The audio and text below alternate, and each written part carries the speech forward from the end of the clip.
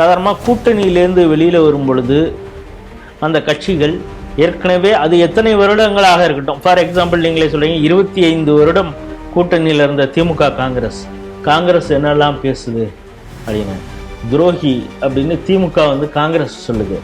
நீங்கள் எங்கள் ஓட்டில் தானே எத்தனை நாள் எம்பி ஆனீங்க அப்படின்னு காங்கிரஸ் இவங்கள பார்த்து சொல்கிறது இது போல். ஆனால் இவர் என்ன சொல்கிறாரு, அதிமுக பாஜக 2 பேருடன் எங்களுக்கு வந்து உறவு அதெல்லாம் ஒன்று இருக்குது, ஒன்றும் பிரச்சனை இல்லை அவங்களோட. ஏன்னா திமுக இது மாதிரி இந்து விரோதம் செய்து சனாதனத்தை ஒழிப்பேன், டெங்கு மலேரியா காலரா அப்படின்னு சொல்லி அதுதான் டிஎம்கேன்னு சொல்லி நம்ம அது அழிஞ்சு போச்சு அப்படிங்கிறதெல்லாம் அது அப்படி பேசியவர் தப்பி பிழைத்தது தம்பிரான் புண்ணியம்னு அவர் தப்பிச்சிட்டாரு. மொத்தம் வந்து ட்ரெயினில் போகிற பொண்ணுகிட்ட தவறாக நடந்துக்கிறான், ஜெயிலில் இருக்கிறவனை தப்பிக்கிறதுக்கு ஒரு உதவி பண்ணுறான் அப்படிங்கிறதெல்லாம் நம்ம சேர்த்து பார்க்க வேண்டியதாக இருக்கிறது. இப்போ நமக்கு என்ன தோணுது, நம்ம கோயம்புத்தூரில் இப்படி ஒருத்தர் நீங்கள் சொல்கிற பிமுடு அஜித்குமாருக்கு ஹெல்ப் பண்ணுறாருன்னா, அங்கே பல பயங்கரவாதிகள் இருக்காங்க, அவங்களுக்கு இந்த ரோஷன் ஏதாவது இவருக்கு காசுக்காக கொடுத்துருப்பாரு, மத ரீதியாக சில பேருக்கு அவர் ஹெல்ப் பண்ணியிருந்தாருன்னா. மத்திய உள்துறை அமைச்சகம் என்ன சொல்லுது, மாவோயிசம் இல்லாத மாநிலம் இந்தியாவை உருவாக்குறோம், குறிப்பாக அந்த ரெட் காரிடாரையே அழிச்சிடணும். அழிச்சிட்டாங்க, மார்ச் வரைக்கும் அவர் சொல்லியிருந்தார். ஏப்ரல்ல பணம் டிரான்சாக்ட் ஆயிருக்குன்னா பார்த்தேன், வேற யாரும் அங்கே வந்துடக்கூடாது, கிறிஸ்தவர்களுக்கு களம் அமைத்து கொடுக்கறது தான் மாவோயிஸ்ட் இந்த கம்யூனிஸ்டுகளுடைய வேலை. அவங்க அறுவடை செய்வதற்கு இவங்க நிலத்தை பதப்படுத்தி கொடுப்பாங்க, நீ வந்து விதை தூவிக்க, டிராக்டர் ஓட்டு உழுவு, விதை தூவு, அதை வளரு எல்லாம் பண்ணுவாங்க, எங்களுக்கு இந்த பைசா கொடுத்துட்டீங்கன்னா போதும் அப்படின்னு.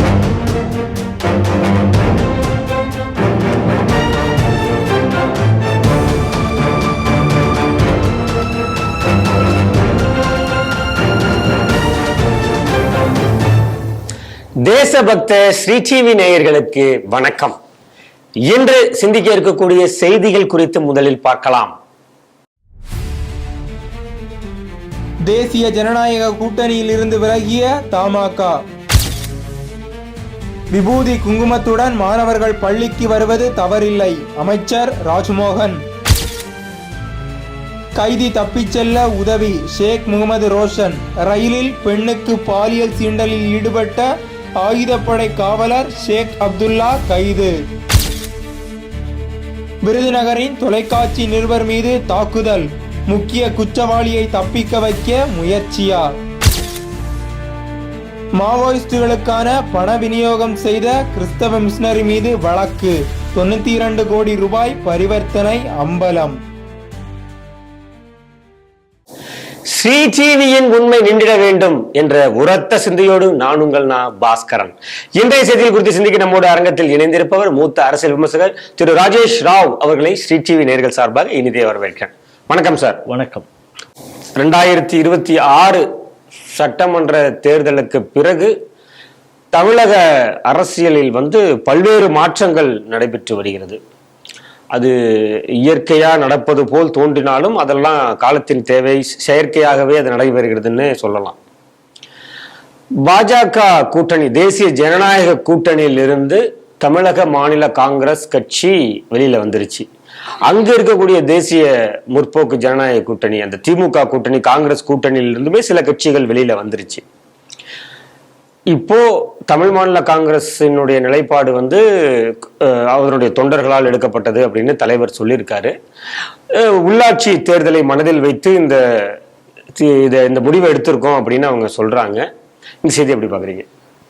நீங்க சொல்றது மாதிரியே சட்டமன்ற தேர்தல் 2026க்கு பிறகு அதுல வந்த ரிசல்ட் பலரையும் அதிர்ச்சிக்குள்ளாக்கி இருக்குது அப்படின்னு தான் தெரியும்.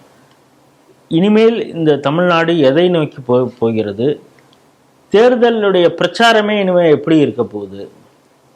நேரத்தில் ஒரு பாருங்க, இது ஒரு நல்ல கட்சிப்பா அப்படிங்கிறது ஒன்று, இது நேர்மையான கட்சிப்பா அப்படின்னா இவங்க மேடையில் ஏறினாங்கன்னா சும்மா கிழிச்சு தொங்க போட்டுருவாங்க, பேசியே இவங்க கவுத்துருவாங்கப்பா அப்படின்னு. தைரியமாக முடிவு எடுக்கக்கூடிய கட்சிப்பா அப்படின்னு.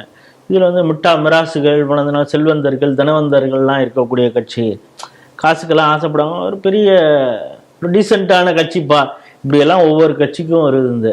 நீங்கள் என்ன மாதிரி உங்களை நீங்கள் நினச்சிக்கிட்டா கூட பரவாயில்ல, நாங்கள் ஓட்டு எப்படி வேணாலும் போடுவோண்டா அப்படிங்கிறது மாதிரி போட்டு இப்போ எல்லாத்தையுமே நிலைகுலைய வைத்திருக்கிறார்கள் அரசியல் கட்சிகளை அப்படின்னு தான் பார்க்குறோம். சில ஜாதி அமைப்புகள் இது கட்சியாக திரண்டு இருந்தால் கூட அவங்களுதே நிறைய ஃபனால் ஆயிருக்கு. சரி, கட்சி காசு கொடுத்தா நம்ம வின் பண்ணிடலாம் அப்படின்னு இருந்தவங்கலாம் கூட மண்ணை கவி இருக்கிறார்கள். இந்த தேர்தலில் முகமே தெரியாத கேண்டிடேட்லாம் நிறையா வின் பண்ணதுனால இப்போ எல்லாருமே ஒரு மாதிரி அதிர்ச்சியோடு இருக்கிறாங்க. இனிமேல் நம்ம எப்படி அரசியல் செய்ய போகிறோம், நம்ம இவ்வளோ நாள் போயிட்டு போகிறது கரெக்டா இல்லையா அப்படின்னே அவங்களுக்கு தெரியல.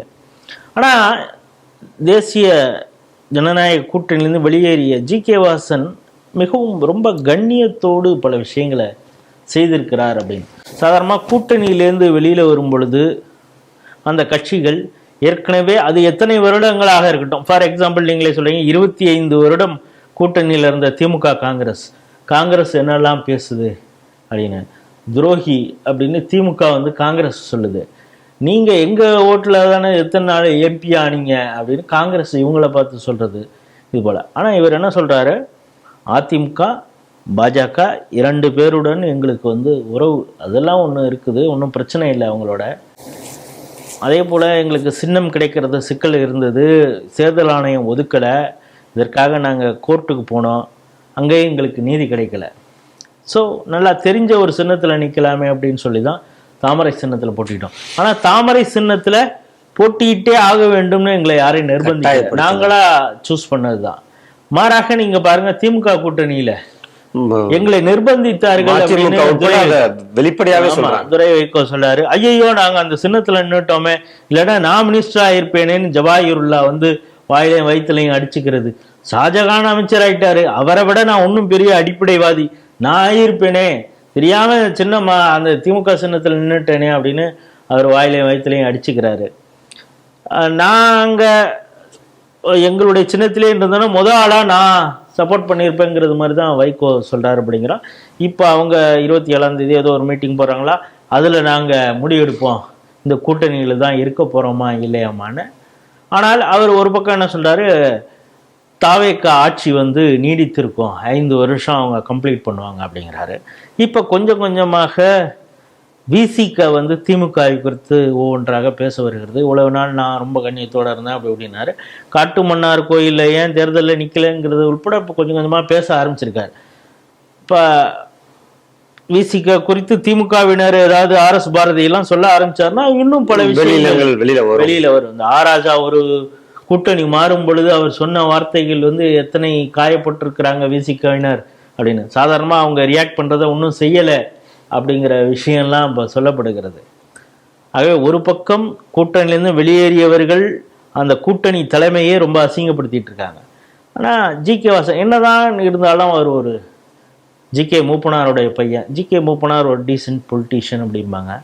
அவருடைய மகன் ஜி.கே. வாசன். இல்லை ஜி.கே. வாசன் என்ன விஷயம்னா அதில் கவனிக்கணும், இது வந்து வாரிசு அரசியல் தானே அப்படிம்பாங்க. ஆக்டிவாக ஜி.கே. மூப்பனார் களத்தில் இருக்கிற வரைக்கும் அவர் மகனை கொண்டே வரல. அவருக்கு பிறகு கட்சியினராக அவங்கள வலித்து கொண்டு வந்தது தான். கோவிந்த வாசன்னு அவர் தனியாக தான் தெரிஞ்சாரே தவிர அவர் இவருடைய அந்த நிலையில் கூட வந்து நானும் அரசியலில் இருக்கிறேன் அப்படிங்கிறது மாதிரி கூட வரலை அப்படிங்கிறதையும் கூர்ந்து கவனிக்கணும். கட்சியினராக கொண்டு வந்தாங்க. ஆனால் அந்த பாரம்பரியம், அந்த ஒரு டீசென்சி, இஷ்டத்துக்கு பேசுறது அப்படியெல்லாம் பேசக்கூடியவர் அல்ல. அதனால் நாங்கள் எங்களுடைய கட்சி பாருங்கள், ஒரு கட்சி சுய பரிசோதனை செய்யுது. பல கட்சிகளை சுய பரிசோதனை செய்ய தானே வச்சிருக்கு இந்த தேர்தல். இப்போ பாஜகலேருந்து அண்ணாமலை விலகிட்டாரு. அண்ணாமலை இல்லாத பாஜக அடுத்தது எப்படி கட்டமைக்கிறதுன்னு அந்த கட்சி இனிமேல் யோசிச்சாகணும். இப்போ வீத லீடர்ஸ்னு அவர் ஆரம்பிச்சிருக்காங்கன்னா, இவ்வளவு நாள் அவர் பாஜகவில் இருக்கும் பொழுது கட்டமைப்பு பற்றியெல்லாம் பெரிய அளவு கவனம் செலுத்தாதவர் இப்போ வீத லீடர்ஸை கட்டமைக்கக்கூடிய வேலையை அவர் செய்ய வேண்டிய ஒரு சூழல் இருக்கு. இது மாதிரி ஒவ்வொரு இப்போ இவர் என்ன சொல்றாரு, உள்ளாட்சி தேர்தல் வருது, 12 வருஷமாக நான் கட்சியை பற்றி நாங்கள் கவலையே படல. ஒரு அரசியல் கட்சி கூட்டணிங்கிற ஒரு விஷயத்தை நம்பிய நாங்கள் எங்கள் கட்சியை நாங்கள் கட்டமைக்கவே இல்லை அப்படிங்கிறாரு. அதை விட ஒரு ஸ்டெப்பு போய் பார்த்தீங்கன்னா, அந்த கட்சியிலேருந்து யுவராஜன் ஒரு இளைஞர் காங்கிரஸ்லாம் கூட இருந்தார். அவர் நான் பொது வாழ்க்கையை விட்டு போகிறேன், இவ்வளோ நாள் 25 வருஷமாக டிஎம்சியில் இருந்தேன், தமிழ் மாநில காங்கிரஸில், எனக்கு இவ்வளவு நாள் வாய்ப்பு வசதி மரியாதை, நான் என்னென்னலாம் அரசியலில் எனக்கு ஒரு தளம் கிடைத்ததோ எல்லாமே ஐயா ஜி.கே. வாசன் தான் காரணம். நான் உங்களுடைய விசுவாசத்தை, நன்றியை எப்போவுமே மறக்க மாட்டேன். ஆனால் இப்பொழுது எனக்கு இதிலிருந்து அடிப்படை உறுப்பினர்லேருந்து நான் விளைவிக்கிறேன் அப்படிங்கிற ஒரு முடிவுக்கு வந்திருக்கேன் அப்படின்னு சொல்லி அவரும் கண்ணியமாக ராஜினாமா பண்ணுறாரு. இப்போ எடப்பாடி அங்கே அதிமுக கூட்டணியில் சிக்கல், பலர் பிரிஞ்சு போகிறாங்க. இப்போ முந்தானேத்து வந்து நேற்று அவங்க கூட்டம் போடுறாங்க. எது அதிமுகலே பிரிந்து தவேக்கால ஜாயின் பண்ணுவாங்க. அவங்க போட்டியிட்டதே அதிமுகல, எடப்பாடி கீழே ஒரு மாதம் தான் ஆகுது. ஆனால் அந்த தலைமையை பற்றி எப்படி அசிங்கமாக பேசுகிறாங்க. 20 கோடி ரூபா ஒரு சீட்டுக்கு நாங்கள் கொடுத்தோம் அப்படி இப்படின்லாம் பேசுகிறாங்க. இப்போ அந்த 20 கோடி ரூபாய் எப்படியாவது தேர்த்தலாங்கிறதுக்காக இப்போ தவேக்காவோட ஜாயின் பண்ணியிருக்கியான்னு அந்த ஊர் மக்கள் கேட்க மாட்டாங்களா? தொகுதி மக்கள் கேட்க மாட்டாங்களா? கவலைப்படலை அவங்க. ஏன்னா மக்களை பற்றி அவங்க எங்கே கவலைப்பட வேணாம்.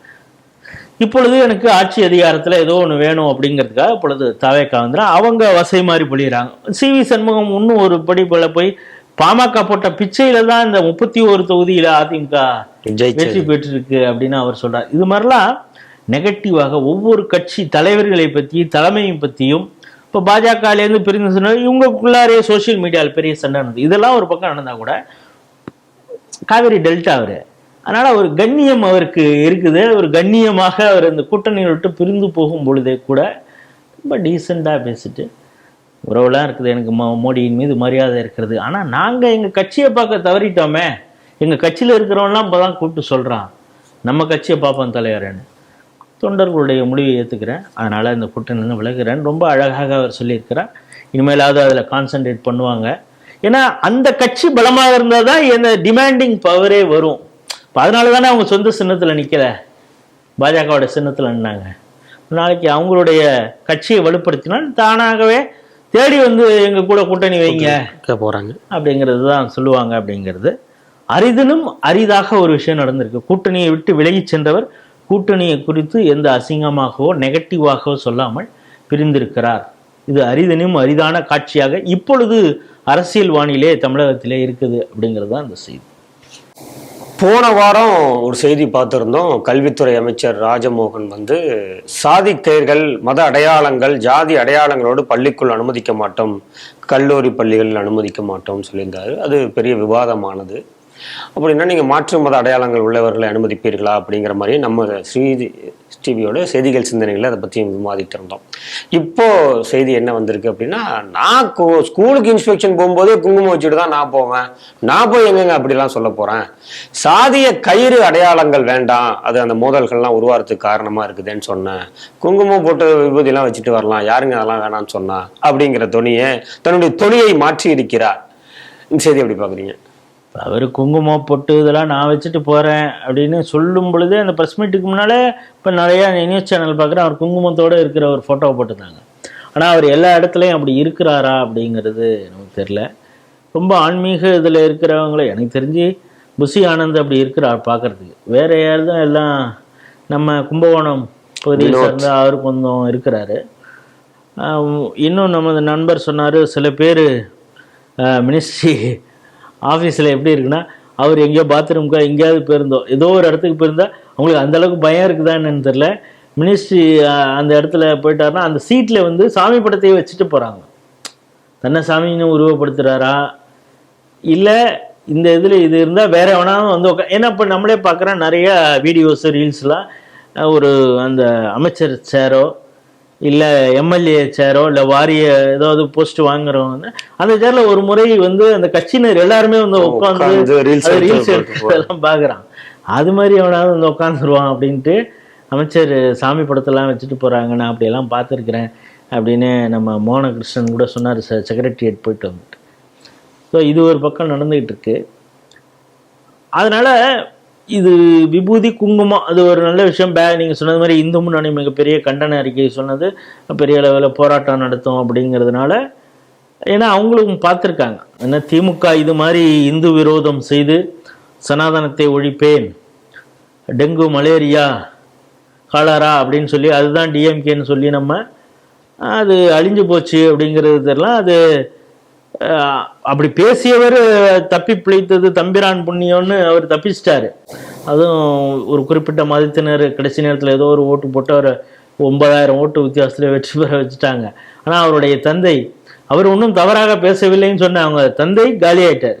நீங்க அப்படி சொல்றீங்க, இது சிலர் இப்படி பாக்குறாங்க. என்னன்னா, பேசியவர்களை அவர்கள் இன்னும் நிறைய கேட்டு பார்த்து அனுபவிக்கணுங்கிறதுனாலயே அவரை வெற்றி பெற வைத்து சட்டமன்றத்திற்குள் அனுப்பிச்சிருக்காங்க. 5 ஆண்டு காலம் அவர் நிறைய அனுபவிக்கிறதுக்கு இருக்கு அப்படியும் பாக்குறாங்க சில பேர். இந்த விஜய் பேசுறத உதவி கேட்கணும்னு இருக்குன்னா அது கேட்டுதானே ஆகணும். நீங்க என்னென்னலாம் சவுடால் விட்டீங்க, ஆனா எப்படிப்பட்டவர்கள்லாம் முன் வரிசையில உட்காந்துருக்காங்க, நீங்க எப்படி பம்மிக்கிட்டு ஒரு பக்கமா உட்காந்துருக்கீங்க. இப்போ ஜென்சிகளுக்கு புரியக்கூடிய மொழியில பேசுறான்னு தமிழ் இங்கிலீஷ்ல அறிக்கை கொடுக்குற அளவுக்குலாம் உங்களை கொண்டு வந்திருக்காங்க. இப்போ நீங்கள் வயசான எவ்வளவு உருவேறிய உடம்பு, திராவிடம் உருவேறிய உடம்பு இப்படின்லாம் மைக்கை பிடிச்சிட்டு பேசுகிறவங்க ஏதோ ஒரு சின்ன பசங்களாம் விட்டு இதுதான் ஜென்சி டிஎம்கே அப்படின்லாம் பேச ஒரு நிலைமைக்கு கொண்டு வந்திருக்கிறாங்க. இது திராவிட பள்ளி. இதில் கற்றறிந்தவர்கள் பார்த்தீங்கன்னா எல்லாம் 35-40 வயசு. அவங்க உடம்ப கீர்னிங்கன்னா எல்லாம் பெரியாரும் அண்ணாதுரையும் தான் வலிஞ்சு வருவாங்க அப்படின்லாம் பேசியிருந்தாங்க. கடைசியில் ஜென்சிக்கெல்லாம் பேசுகிறாங்கன்னா ஒரு புதுசாக ஒரு உருட்டிக்கிட்டு இருக்காங்கன்னு பார்க்குறோம். அவே இந்து முன்னணி கொடுத்த ஒரு எச்சரிக்கை, போராட்ட எச்சரிக்கை, கண்டன அறிக்கை, இதற்கு பின்வாங்கியிருக்காங்கன்னு ஒன்று எடுத்துக்கலாம்.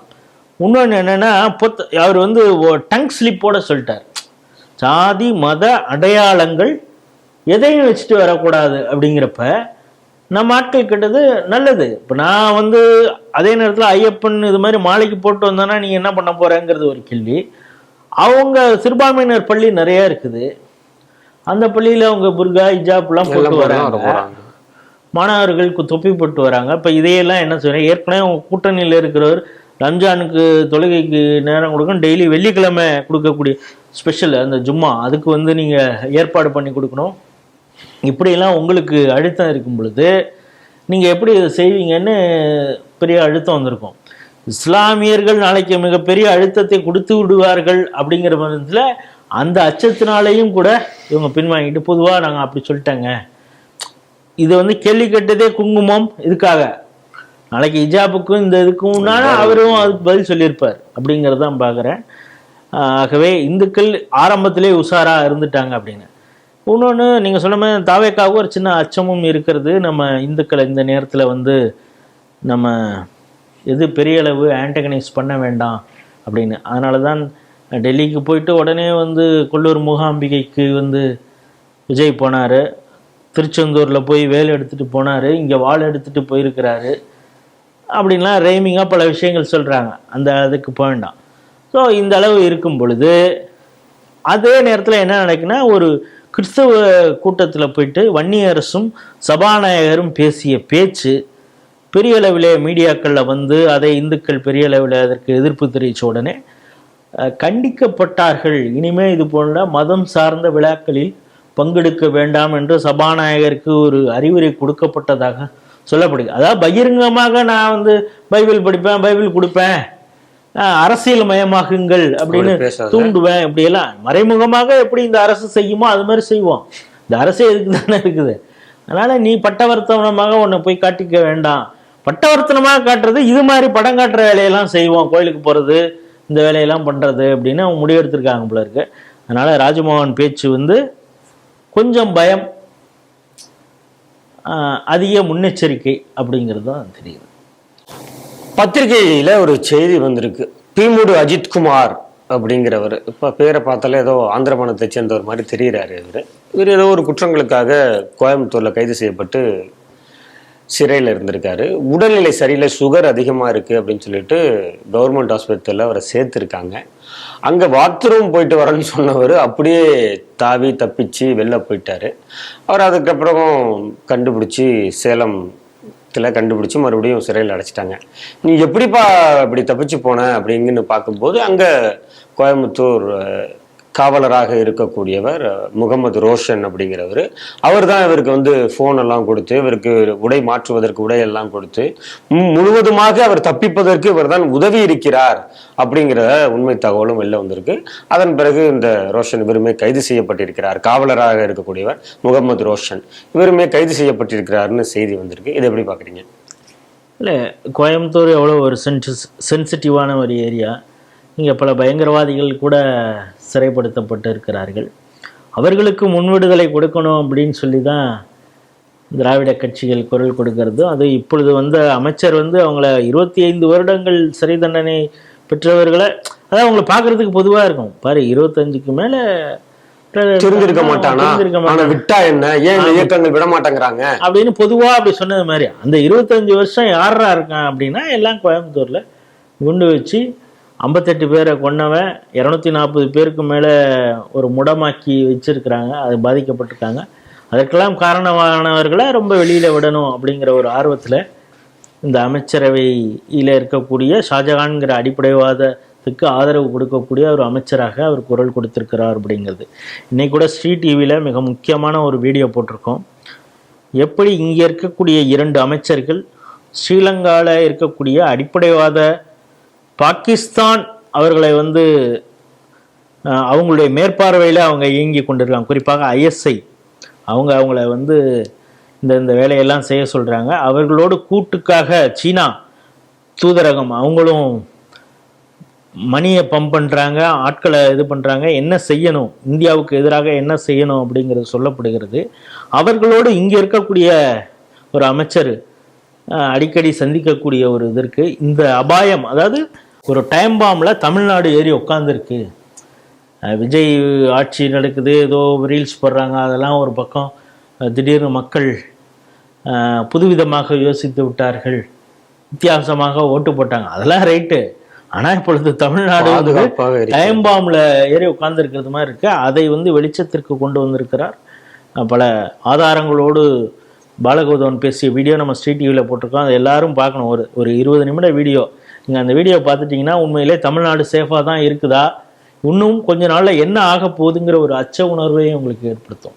இப்போ எதுக்கு இதை சொல்கிறேன்னா, இப்படிப்பட்ட பயங்கரவாதிகள் அவங்க தான் கோயம்புத்தூரில் இருக்கிறாங்க. இங்கே ஒருத்தர் செல்ஃபோனு அவங்களுக்கு கொடுக்குறாரு, ட்ரெஸ் கொடுக்குறாரு, ட்ரெயினில் ஏறி தப்பிச்சு போகிறதுக்கு அவனுக்கு உதவுறாரு. அப்படிங்கிறப்ப இதே கோயம்புத்தூரில் இன்னொரு போலீஸ்காரர், நீங்கள் ஷேக் முகமது ரோஷனை சொன்னீங்க, இன்னொரு ஷேக் அப்துல்லாங்கிறவர், அவர் என்ன பண்ணுறாரு, ட்ரெயினில் வரும் பொழுது ஒரு சட்டக்கல்லூரி மாணவியிட பாலியல், அதாவது அந்த ஹெட் கான்ஸ்டபிள் பணி செய்யக்கூடிய அந்த காவல் நிலையத்திற்கு பரிசே கொடுத்துருக்காங்க மத்திய அரசு, சிறந்த காவல் நிலையம். அதில் இருக்கிறவர் ஒருத்தர் பாலியல் சீண்டலில் ஈடுபடுறாரு. அதுக்கப்புறம் ஹைகோர்ட்டில் எப்படியோ அவர் ஜாமீன் வாங்கிடுறாரு. இந்த ஜாமீனுக்கு எதிராக அந்த அம்மா உச்சநீதிமன்றம் போன உடனே உச்சநீதிமன்றம் அந்த ஜாமீன், உயர்நீதிமன்றம் கொடுத்த ஜாமீனை கேன்சல் பண்ண சொல்லி அதுக்கப்புறம் அரக்கோணம் ரயில்வே போலீஸார் அவரை கைது செய்கிறாங்க. அவர் பேர் ஷேக் அப்துல்லான்னு பேர். இப்படிப்பட்ட போலீஸ்காரர்கள்லாம் இருக்கிறாங்க நம்மளை சுற்றி. இப்படி எப்படி பாதுகாப்பாக மக்கள் இருக்க முடியும்? மொத்தம் ட்ரெயினில் போகிற பொண்ணுகிட்ட தவறாக நடந்துக்கிறான், ஜெயிலில் இருக்கிறவனை தப்பிக்கிறதுக்கு உதவி பண்ணுறான். அப்படிங்கிறதெல்லாம் நம்ம சேர்த்து பார்க்க வேண்டியதாக இருக்கிறது. இப்போ நமக்கு என்ன தோணுதுன்னா, இப்போ கோயம்புத்தூரில் இப்படி ஒருத்தர் நீங்கள் சொல்கிற பிமுடு அஜித்குமாருக்கு ஹெல்ப் பண்ணுறாருன்னா, அங்கே பல பயங்கரவாதிகள் இருக்காங்க. அவங்களுக்கு இந்த ரோஷன் ஏதாவது இவருக்கு காசுக்காக கொடுத்துருப்பாரு, மத ரீதியாக சில பேருக்கு அவர் ஹெல்ப் பண்ணியிருந்தாருன்னா எந்த அளவுக்கு சிறைத்துறை பாதுகாப்பாகத்தான் இருக்கிறதா? அங்கே இருக்கிறவங்க உண்மையிலேயே தண்டனை பெற்றவர்களாக இருக்கிறார்களா, இல்லை சகல சௌகரியங்களையும் அனுபவிக்கிறார்களாங்கிற ஒரு கேள்வியெல்லாம் எழுது. ஆகவே சிறைத்துறை அதையும் நிர்மல்குமார் தானே பார்த்துக்கிறாரு. அவர் திருப்பரங்குன்றத்தில் தீபத்தூண் ஏத்துறதா ஏற்றலாமா, நீதிமன்றத்துடைய உத்தரவை கூட நான் செயல்படுத்த மாட்டேங்கிற காட்டக்கூடிய ஆர்வத்தை கொஞ்சம் அடக்கி கொண்டு அவர் துறைக்கு கீழே இருக்கக்கூடிய இந்த சிறைத்துறையில் இது போன்ற அவலங்கள் நடந்து கொண்டு இருக்கிறது. அவர்கள் மீதெல்லாம் அவர் நடவடிக்கை எடுக்க வேண்டும் அப்படிங்கிறது தான் நம்முடைய பார்வை. விருதுநகர் மாவட்டத்தில் காரியாப்பட்டிங்கிற பகுதியில் ஒரு குடோன் ஒன்று எரிஞ்சிருக்கு. அது என்னங்கிறத பார்க்கறதுக்காக நிருபர் அங்கே போயிருக்காரு. அருண் அப்படிங்கக்கூடியவர், அவரை அந்த பகுதியைச் சேர்ந்த திமுக பிரமுகர்னு சொல்றாங்க. அவரை ஃபெரோஸ்கான் என்பவர் அவரை அடித்து காயப்படுத்தியிருக்காரு. அவர் இப்போ விருதுநகர் மாவட்ட தலைமை மருத்துவமனையில் அவரை வச்சிருந்திருக்காங்க. அதை இந்து முன்னணியை சேர்ந்த அங்கே இருக்கக்கூடிய நிர்வாகிகள் போய் அவரை பார்த்துட்டு வந்துட்டு வெளியில கொடுக்குற பேட்டியில என்ன சொல்றாங்க அப்படின்னா, மருத்துவமனை டீன் நீங்க வேற இதை டிஸ்சார்ஜ் வாங்கிட்டு வேற ஏதாவது ஹாஸ்பிட்டல் போயிடுங்க அப்படிங்கிற மாதிரி சொன்னதாக அந்த இந்து முன்னணி நிர்வாகி பேட்டி கொடுத்திருக்காரு. இந்த செய்தியெல்லாம் எப்படி பாக்குறீங்க? நீ சொல்றது மாதிரி விருதுநகர் மாவட்டம் காரியாப்பட்டி அந்த இடத்துல வந்து பெரிய ஒரு குப்பை கிடங்கு இருக்குது. இந்த குப்பை கிடங்கு எரிச்சு விட்டுறாங்க. அது பெருராட்சியிலேருந்து எரிச்சாங்களா, யார் எரிச்சாங்க அப்படின்னு எரிச்சு அங்கே எல்லாருக்குமே மூச்சு திணறல் வருது. அந்த பகுதியில் இருக்கக்கூடிய பொதுமக்களுக்கு ஒரு நேரத்தில் அவங்க என்னன்னா அவங்களால தாங்க முடியாமல் வீட்டிலே இருக்க முடியல, உடனே என்ன பண்ணாங்க, ரோட்டில் இறங்கி மறியல் பண்ணுறாங்க. இப்போ நீங்கள் அங்கே வந்து ஒரு சிடிவி நிருபராக அங்கே இருக்கிறீங்க, கண்டிப்பாக போய் அதை வந்து கவரேஜ் எடுக்க போகிறோம். என்னவா நடந்துருக்கு, எத்தனை நாளாக இது மாதிரி நடக்குது, எப்பவும் இப்படி தான் நடக்குதா, இன்னைக்கு தான் இப்படி எரியூட்டி இருக்காங்களா, இல்லை ஒவ்வொரு மாதமும் இதே மாதிரி தான் குப்பைக்கிடங்கு எரி விட்டுறாங்களா? இது மாதிரி நீங்கள் இது மாதிரி இப்போ உங்களுக்கு பாதிப்பு வரும் பொழுது பக்கத்தில் எந்த ஹாஸ்பிட்டலில் போய் அட்மிட் ஆகுறீங்க, இது மாதிரி இந்த காச நோய் எதனால வருதா, இதில் எதாவது நோய் பாதிக்கப்பட்டவங்க இறந்து போயிருக்காங்களா, இதெல்லாம் தானே ஒருத்தன் அட்ரஸ் பண்ணுவான். அங்கே இருக்கவங்க ரிப்போர்ட்டர் அவன் அந்த ஆர்வத்தில் அந்த அதுவும் பேர் சொல்லலாம், அந்த சன் நியூஸ் சேனலில் தான் ஒரு ஒர்க் பண்ணுறான்னு நினைக்கிறேன், சன் டிவியில் போய் ஒரு வீடியோ கவரேஜ் எடுக்கும் பொழுது அங்கே வந்து பேரூராட்சியுடைய திமுக கவுன்சிலராக சங்கரேஸ்வரன் அப்படின்னு ஒருத்தர் இருக்கார். அது இல்லாமல் கட்சி பிரமுகர்கள் ஃபெரோஸ்கான், சரவணன், சேதுவூர், ரஜினி இவங்கெல்லாம் சேர்ந்து அடிக்கிறாங்க. நம்மளுக்கு அந்த சம்மந்தப்பட்டவர்களே நமக்கு அந்த ஊர் பகுதியை சார்ந்தவர்கள் வீடியோ அனுப்பிச்சிருக்காங்க. இப்போ போய் தாக்குதல் நடத்தினது எங்கன்னா அவர் வீட்டிலேயே போய் நைட் 12 மணிக்கு தாக்குதல். அதாவது வீடியோ ஃபுட்டேஜ்லாம் எடுத்துகிட்டு இது நியூஸ்க்கு போயிடும் அப்படின்னு தெரிஞ்சுக்கிட்டு நீ எப்படி வந்து வீடியோ எடுத்த அப்படின்னு சொல்லி அவர் வீட்டில் புந்து அடிக்கிறாங்க. தடுக்க வர தாய் தந்தையரையும் அடிக்கிறாங்க, அவங்களும் பாதிக்கப்பட்டிருக்காங்க. இப்போ இவர் வந்து ஹாஸ்பிட்டலில் நீங்கள் சொல்கிறது மாதிரி அட்மிட் ஆகியிருக்காரு. அவருக்கு முழுவதுமாக குணமாகலை, காது இன்னும் சரியாக கேட்கலை அப்படிங்கிறாங்க. உள்காயமாக போட்டு அடிச்சிருக்காங்க. அந்த அடித்த அந்த வீடியோலாம் நம்ம வச்சுருக்கோம். அதுவும் இந்த ஃபெரோஸ்கான் எப்படி பாஞ்சு அடிக்கிறாரு அப்படின்னு. இப்போ இது எதுக்குடா நியூஸாக எடுத்திருக்கீங்க, இது அங்கங்கே நடக்கிறது தானே அப்படின்னா, தொடர்ச்சி அதான் திமுக ஆட்சியில் பத்திரிகைகளுக்கு சுதந்திரம்லாம் இருந்தது. போய் கல்குவாரியில் போய் கேட்டால் அங்கேயே கேமரா வச்சு அடிச்சது. இது மாதிரி பல இடங்கள்ல நடந்ததை நம்ம பார்க்குறோம். இப்போ தாவேக ஆட்சியிலும் ஊடகத்திற்கு பத்திரிகையாளர்களுக்கு பாதுகாப்பு இல்லாத ஒரு நிலைமை இருக்குது அப்படிங்கிறத பார்க்குறோம்.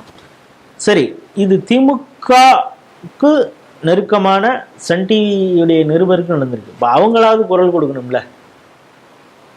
என்ன காரணம் என்னன்னா அந்த A1 ஆக்டிவிஸ்ட் தான், அவர் A5 தான் சேர்த்துருக்கிறதா சொல்றாங்க. அதுதான் இப்போ பிரச்சனை. நான் என்ன சொல்றேன், வீடு தேடி போய் அடிச்சது ஃபெரோஸ்கான். கவுன்சிலர் வந்து சங்கரேஸ்வரனாக இருந்தா கூட இந்த சங்கரேஸ்வரனுக்காக ஆட்களை திரட்டி வந்து அடிச்சது ஃபெரோஸ்கான். அடிச்ச ஃபெரோஸ்கான் 5 தான். பாக்கி எல்லாரும் இதில் வந்து ரஜினி அப்படிங்கிறவரையும் சரவணன்கிறது மாதிரி கைது செய்யப்பட்டிருப்பதாக சொல்லப்படுகிறது. மற்றவங்களுக்கு குறிப்பாக ஃபெரோஸ்கான் ஒன்றும் கைது செய்யப்படவில்லை. அதுக்கு பின்னால் ஒரு அரசியல் இருக்கிறது அப்படின்னு பாருங்க.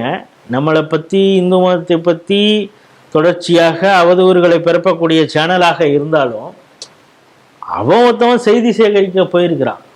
செய்தி சேகரிப்பது தான் அவனுடைய வேலை. அந்த வேலை செய்வதற்காக அங்க வந்து ஒருத்தவன் தாக்குதல் நடத்துறான். இதை எப்படி பார்த்துக்கிட்டு சும்மா இருக்கிறது? யாருமே குரல் கொடுக்கல. விருதுநகர்ல இருக்கக்கூடிய இந்து முன்னணி சேர்ந்த பிரபு அவருடைய தலைமையில் இருக்கக்கூடியவர்கள் போய் அவர் வீட்டில் போய் பார்க்குறாங்க. காவல்துறையிட்டையும் கேட்குறாங்க, நீங்கள் எதுக்கு A5 ஃபெரோஸ்கானை போட்டிருக்கீங்க, ஏன் ஃபெரோஸ்கானை இப்பொழுது கைது செய்யவில்லை அப்படிங்கிறத அவங்க பேட்டியாகவும் கொடுக்குறாங்க. சரி, இந்த சன் நியூஸ் நிருபருக்கு இப்போ நடந்திருக்குது இதுதான் முதலா அப்படின்னா, இதுக்கு முன்னால் ஜனம் தொலைக்காட்சியுடைய நிருபருக்கும் இதே மாதிரி தாக்குதல் நடந்திருக்கு. அப்படிங்கிறப்ப அங்கு நடத்தக்கூடிய ஊழல்கள், இவங்க வந்து செய்யக்கூடிய முறைகேடுகள், இது எதுவுமே ஊடக வெளிச்சத்திற்கு வந்துடக்கூடாது அப்படிங்கிறது அந்த பேரூராட்சியில் கையில் வச்சிருக்க திமுக அந்த வேலையை செய்யுதா அப்படிங்கிற ஒரு கேள்வி எழுகிறது. ஃபெரோஸ்கான் மீது FIR போட்டு ஒரு 5வது FIR போட்டு 5வது அக்யூஸ்ட் வச்சிருக்கேன். அவர் தான் முதல் குற்றவாளி. அவர் கைது செய்யப்பட வேண்டும். அவர் மீது உரிய சட்டத்தின் முன் நிறுத்தி அவர் உரிய தண்டனை பெற்றுத்தர வேண்டும்.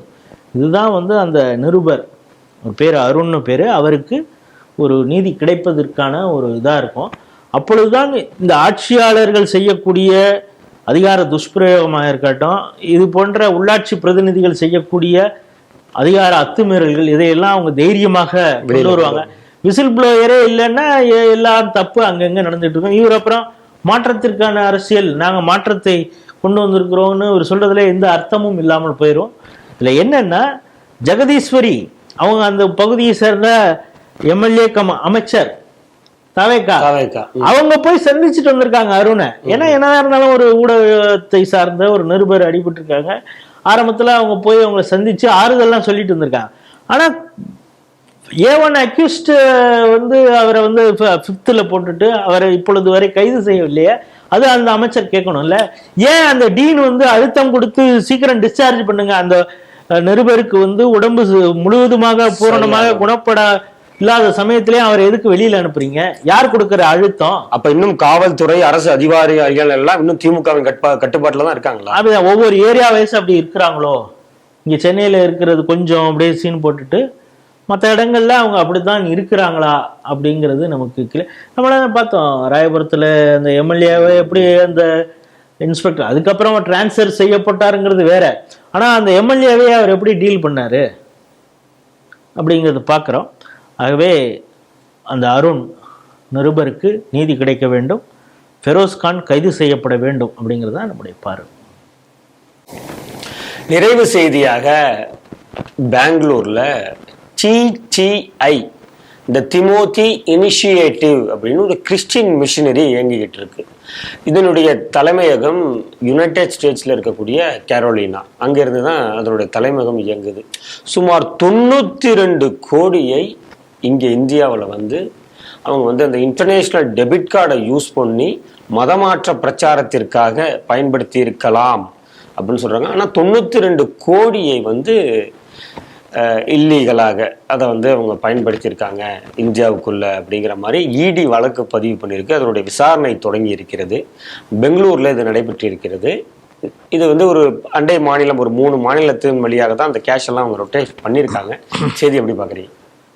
ஸ்ரீடிவில தொடர்ச்சியாக பாலகோதவன் அவர்கள் ஒரு விஷயத்த சொல்றார். என்னன்னா MMM ஆக்சிஸ் அப்படின்னு, மாவோயிஸ்ட் முஸ்லீம்ஸ் மிஷனரி. அவங்களுக்கு இதாண்டா எப்போ பார்த்தாலும் வேலை, எங்களை பற்றி நோண்டலைன்னா அவங்களுக்கு தூக்கமே வராது. இதுதான் சேனல், இந்த சங்கி சேனல் எப்போவுமே அப்படி தானே. அதில் எக்ஸாக்டாக பார்த்தீங்கன்னா இந்த MMMல MM இதில் இருக்குது. என்னென்னா மாவோயிஸ்ட் மிஷனரி. இப்போ நீங்கள் சொன்ன மாதிரி தி திமோத்தி இனிஷியேட்டிவ் TTI இதோடைய தலைமையகம் நீங்கள் சொன்ன மாதிரி US நார்த் கரோலினால இருக்கு. ஒரு ஃபாரின்ல இருக்கக்கூடிய ஹெட் ஆஃபீஸ் இருக்கக்கூடிய ஒரு அமைப்பு இந்தியாவில் இருக்கணும்னா இதுக்காக ஒரு வழிமுறை இருக்குது. இப்போ MNC கம்பெனி நடத்துகிறாங்கன்னா அவங்களுக்கு ஹெட் ஆஃபீஸ் ஃபாரின்ல இருக்கலாம், பட் இங்கே இருக்கிறது இதுக்கான வழிகாட்டு நெறிமுறை இருக்குது. நீங்கள் எதெல்லாம் அவங்களுக்கு சப்மிட் பண்ணணும், அக்கௌண்ட்டு எப்படி நீங்கள் சப்மிட் பண்ணணும், உங்களுடைய டிரான்சாக்ஷன் எப்படி நடக்குது. ஏன்னா இன்டர்நேஷ்னல் அப்படிங்கிற நீங்கள் டாலரில் டிரான்சாக்ஷன் பண்ணுறீங்க அப்படிங்கிறப்ப அதை இங்கே கன்வெர்ட் பண்ணுறீங்க. அது அந்த விஷயங்கள்லாம் ஃபினான்ஷியல் இதெல்லாம் டாக்குமெண்ட்ஸ்லாம் நீங்கள் எதெல்லாம் சப்மிட் பண்ணணும் இதெல்லாம் இருக்குது. இதை எதையுமே அவர்கள் பாஸ் பண்ணல. இது சட்டவிரோதமாக இயங்கி கொண்டு இருக்கக்கூடிய மிஷனரி நம்ம. அதையும் தாண்டி என்னன்னா 1000 நீங்கள் சொல்கிறது மாதிரி debit card, international debit card ATM மூலம் பணத்தை வந்து எடுத்திருக்கிறாங்க.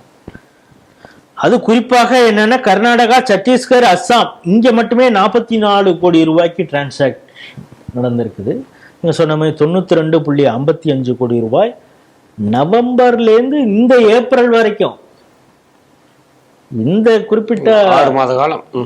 இப்ப மத்திய உள்துறை அமைச்சகம் என்ன சொல்லுது, மாவோயிசம் இல்லாத மாநிலம் இந்தியாவை உருவாக்குறோம், குறிப்பாக அந்த ரெட் காரிடாரையே அழிச்சிடணும். அழிச்சிட்டாங்க. மார்ச் வரைக்கும் அவர் சொல்லியிருந்தார். ஏப்ரல்ல பணம் டிரான்சாக்ட் ஆயிருக்குன்னா பார்த்துங்க. நீங்க நினைக்கிறீங்க நான் வந்து அழிச்சிட்டீங்க, பல பேர் வந்து சரண்டர் ஆயிட்டாங்க. அதனால் இவர்களை மறு உருவாக்கம் செய்வதற்காக இந்த பணம் பயன்படுத்தப்பட்டதா அப்படிங்கிறத பார்க்கணும். இடி வந்து இங்கே ரைடு பண்ணுறப்ப இது கனெக்ஷன் எங்கடா போகுதுன்னா சத்தீஸ்கர் போகுது, அஸ்ஸாம் போகுது. இப்போ அதில் என்ன சொல்கிறாங்கன்னா சத்தீஸ்கரில் தம்மத்தி அப்படிங்கிற அதுதான் வந்து மாவோயிஸ்ட் பெல்ட். அங்கே அதிக அளவு இந்த பணம் டிரான்சாக்ட் பண்ணியிருக்காங்க, அங்கே வந்து அவங்களுக்கு கொடுத்துருக்காங்க. இதை வந்து இடி கண்டுபிடிக்குது. இப்போ பார்த்தீங்கன்னா டிடிஐயுடைய ஹெட் ஜோனாதன் ராஜன் அப்படிங்கிற ஒருத்தர் இருக்கார். ஃபினான்ஷியல் டிரான்சாக்ஷன் இதையெல்லாம் மேற்பார்வையிட்டவர் வந்து மிகா மார்க் அப்படிங்கிறவங்க, கர்க் அப்படிங்கிறவங்க. அதுக்கப்புறம் அஜித் வர்கீஸ், இப்போ பேர்லாம் நான் சொல்கிறதெல்லாம் கொஞ்சம் கணிச்சிட்டுங்க. அஜித் வர்கீஸ் எந்த பகுதியை சேர்ந்தவங்களுக்கு தெரியும். சுப்ரீம் ஜோய் அப்படிங்கிறவர். அதுக்கப்புறம் சத்தீஸ்கரில் வந்து வர்கீஸ் சாக்கோ அப்படின்னு, அஸ்ஸாமில் வந்து பாப்லு குர்மி அப்படிங்கிறவர். இவங்கெல்லாம் தான் அதில் ஈடுபட்டிருக்காங்க. இவங்கெல்லாம் தான் அந்த டிடிஐயோட தொடர்புலையும் இருக்கிறாங்க. இப்போ சமீபத்தில் நீங்கள் பார்த்தீங்கன்னா மணிப்பூரில் ஒரு 7 பேரை அரெஸ்ட் பண்ணாங்க. அதில் 6 பேர் உக்ரைன், மொத்தமாக அமெரிக்கா. இவங்க மியான்மர் வழியாக ஆயுதத்தை கடத்தி கொண்டு வந்து அங்கே போராளி குழுக்களுக்கு இது பண்ணுறது, ட்ரைனிங் கொடுக்கறது, சண்டை போடவே வைக்கிறது, இந்த வேலையெல்லாம் செய்கிறதுக்கு பண்ணாங்க. இவங்களை வந்து ஊப்பா சட்டத்தின் கீழே தைரியமாக அரெஸ்ட் பண்ணாங்க. என்ஐஏ அரெஸ்ட் பண்ணாங்க. இந்த அரெஸ்ட்டுக்கு பிறகு தான் என்ன வந்ததுன்னு உங்களுக்கு தெரியும், எப்ஸ்டீன் ஃபைல்ஸ். இதை பற்றி இங்கே அதில் வந்து மோடியுடைய பெயர் இருக்குது அப்படின்னா இங்கே ராகுல் காந்தி கத்தினார்ல, அவங்க சத்தம் எப்போ அதிகமாக இருந்ததுன்னா இந்த அமெரிக்கா சார்ந்த ஒரு ஆள் அரெஸ்ட் ப்ளஸ் உக்ரைனில் இருக்கக்கூடிய 6 பேர் அரெஸ்ட், மொத்தம் 7 பேர் அரெஸ்ட், ஃபாரின் நேஷனல்ஸ் அரெஸ்ட் பண்ண உடனே அங்கே அமெரிக்காக்காரன் துண்டை போட்டாமல இருக்கு, கறித்துண்டை அங்கே வாங்கன்னு கவிக்கிட்டு எப்ஸ்டீன் ஃபைல்லே மோடியுடைய பெயர் இருக்கிறது தெரியுமா, ஹர்தீப் சிங் பூரி என்ன மெயில் அனுப்பினார் தெரியுமா, இவர் யாரோட டான்ஸ் போட்டார் தெரியுமா அப்படின்லாம் கத்துனது எப்பன்னா இந்தியாவில் வடகிழக்கு பகுதியில் பயங்கரவாதிகளுக்கு ஆயுதம் கொடுப்பதற்காக இந்த வேலையை சதியில் ஈடுபட்டவங்களை அரெஸ்ட் பண்ணும் பொழுது. இப்போ இங்கே ரெய்டு நடக்கும் பொழுது வேற விஷயம் கிடைக்குது. அதாவது நாம் அழித்து விட்டோம், அழிந்தாச்சு, இனிமே மாவோயிசம் இங்கே உருவாகாது, there is no red corridor ஏர் அப்படின்னு அமித்ஷா சொல்லும் பொழுது ஏப்ரல்லையே டிரான்சாக்ஷன் ஆகிருக்குதுன்னா யாருக்கு ஒன்றும் எவன்லாம் மறைஞ்சிருக்கிறான். இப்போ நீங்கள் சொல்கிறது மதமாற்றத்துக்கு, அதாவது மதமாற்றத்திற்கு காரணமாக அங்கே வந்து வேற எந்த அமைப்புகளுடைய ஆக்டிவிட்டியும் விஹெச்பியோடைய ஆக்டிவிட்டி இருக்குது. லக்ஷ்மணானந்தா எப்படி கொலை செய்யப்பட்டார்? அவர் வனவாசிகள் வந்து கன்வெர்ட் ஆகாமல் இருக்கிறத தடுத்தவர் தானே. அதனால தானே அவர் மாவோயிஸ்டுகள்லாம் உள்ள புந்து கொண்டாங்க. வேற யாரும் அங்கே வந்துடக்கூடாது. கிறிஸ்தவர்களுக்கு களம் அமைத்து கொடுக்கறது தான் மாவோயிஸ்ட்டு இந்த கம்யூனிஸ்டுகளுடைய வேலை. அவங்க அறுவடை செய்வதற்கு இவங்க நிலத்தை பதப்படுத்தி கொடுப்பாங்க. நீ வந்து விதை தூவிக்க, டிராக்டர் ஓட்டு உழுவு, விதை தூவு, அதை வளரு, எல்லாம் பண்ணுவாங்க. எங்களுக்கு இந்த பைசா கொடுத்துட்டீங்கன்னா போதும் அப்படின்னு. ஸோ அது மாதிரி நாளைக்கு மதம் மாற்றுவதற்கு இந்த மாவோயிஸ்டுகளுக்கு ஒரு செலவு செய்தார்களா இந்த சட்டவிரோத மிஷனரிகள் அப்படிங்கிறத பார்க்கணும். இது இப்போ டிப் ஆஃப் த ஐஸ்பர்க் கிடைச்சிருக்கு. தொடர்ந்து விசாரணை பண்ணி இது போல் சட்டவிரோத என்னென்ன மிஷனரிகள்லாம் இருக்குதோ அவர்களெல்லாம் கண்டறியப்பட்டு அதை முடக்கணும். அவங்களுடைய அக்கௌண்ட்ஸ் எல்லாம் ஃப்ரீஸ் பண்ணணும். அவர்களுக்கு உரிய தண்டனை இந்திய சட்டத்தின்படி. இப்போ இங்கே ஏதாவது ஒரு பாஸ்டர் வந்து கைது செய்துட்டாலே பெரியசாமியுடைய மருமகள் என்ன சொல்லுது, வாட்டிகன்ட்ட தான் நீங்கள் பர்மிஷன் வாங்கணும். இந்த தலைமையகமே நார்த் கரோலினால இருக்கும் பொழுது இந்த சாக்கோ வர்கீஸ் சாக்கோஸ் ராஜன் இவங்க மீதெல்லாம் இப்பவே கூட பாருங்க, அவங்களுக்கு நோட்டீஸ் தான் சர்வ் பண்ணியிருக்காங்க, வந்து நீங்கள் வந்து அப்பியர் ஆகி சொல்லுங்க அப்படின்னு. பாருங்க, ஜஸ்ட் லைக் ஒரு சட்டவிரோதமாக மிஷனரி ரன் பண்ணியிருக்காங்க இவங்கள் மீது. இப்போ பார்த்தீங்கன்னா இந்த வர்கீஸு, அதாலே வர்கீஸு அந்த குரூப்பாக தான் இருக்குது. இவர்கள் எல்லாம் காங்கிரஸுக்கு வேண்டப்பட்டவர்களாக இருப்பார்கள். ஆட்சி நடப்பதோ கர்நாடகாவில் காங்கிரஸ், இவன் எந்த லட்சணத்தில் ஒத்துழைப்பான் மத்திய அரசுக்கு அப்படிங்கிறது தான் இருக்குது. இந்த என்ஐஏ இப்போ இது பண்ணியிருக்காங்க இடி, அதுக்கு குறிப்பாக என்ஐஏ இதன் மீது உரிய நடவடிக்கை எடுக்கணும் அப்படிங்கிறத நம்ம பார்வை. நாம் திரும்ப சொல்கிறோம், இந்த MMM ஆக்சிஸ் இந்த தேசத்திற்கு மிகப்பெரிய அச்சுறுத்தலாக இருக்கிறது அப்படிங்கிறது தான். இன்றைய 5 செய்திகள் குறித்து சிந்தித்து கருத்துக்களை நம்மோடு பகிர்ந்து கொண்ட மூத்த அரசியல் விமர்சகர் திரு ராஜேஷ் ராவ் அவர்களுக்கு ஸ்ரீ டிவி நேயர்கள் சார்பாக நன்றிகளை தெரிவித்துக் கொள்கிறோம். நன்றி சார். ஜெய் ஹிந்த், ஜெய் ஸ்ரீராம், வந்தே மாதரம். வந்தே மாதரம்.